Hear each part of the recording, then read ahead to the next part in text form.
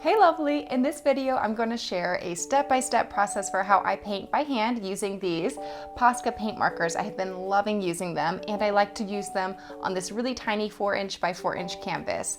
I'm a bit of a traditionalist when it comes to drawing by hand. I think it's really important to be able to draw by hand before you touch digital media.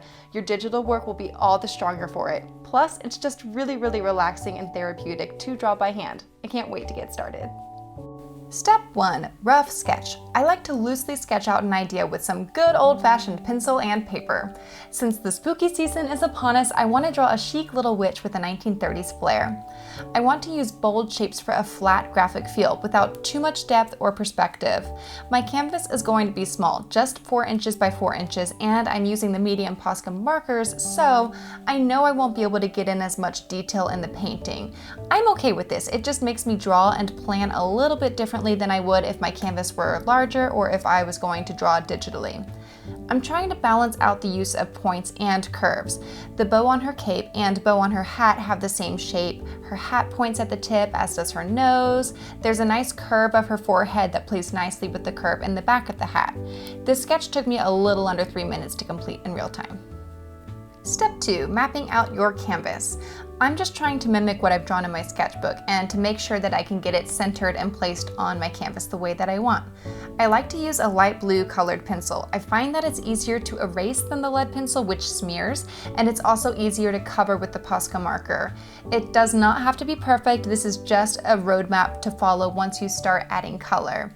This phase took me a bit over 3 minutes. Step 3. Figuring out your color scheme.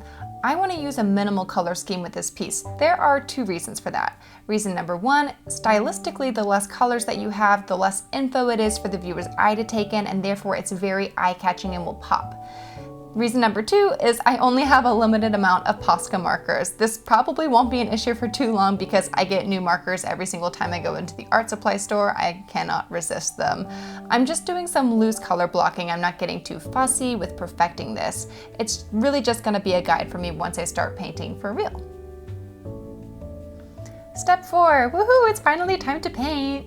Depending on your creative process, you can totally go straight onto the canvas with your paint if that works better for you. Sometimes that's what I feel like doing, and sometimes I like to make a little plan for myself. It just depends on my headspace and what I'm drawing at the time. I like to start with the lighter colors first. It's easier to go over a lighter color with a darker color instead of the other way around.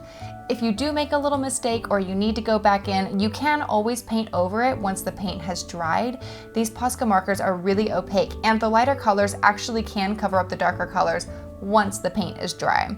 A lot of times I'm working on 2 canvases at once so that I don't have to twiddle my thumbs waiting on paint to dry.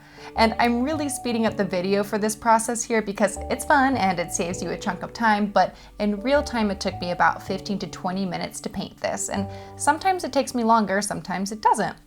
I'm using a cherry red, dark teal, peach, pink, and burgundy. Then I'll just use a little bit of black for some detail work and contrast. By the way, if your markers aren't bleeding the way that you want them to, just give them a little shake and press the tip down on your sketchbook to kick it back into gear again.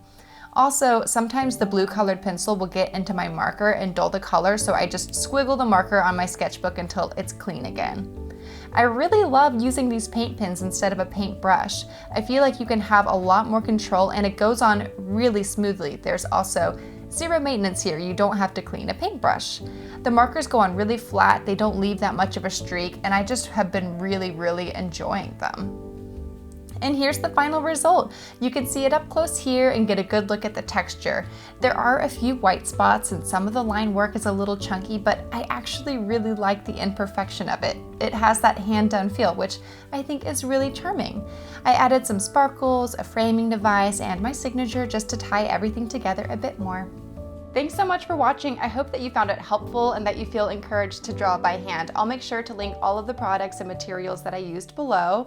If you enjoyed this video, please give it a thumbs up or subscribe to my channel for more of these kinds of videos. You can follow my art journey on Instagram and shop my art prints on Etsy. Stay sparkly.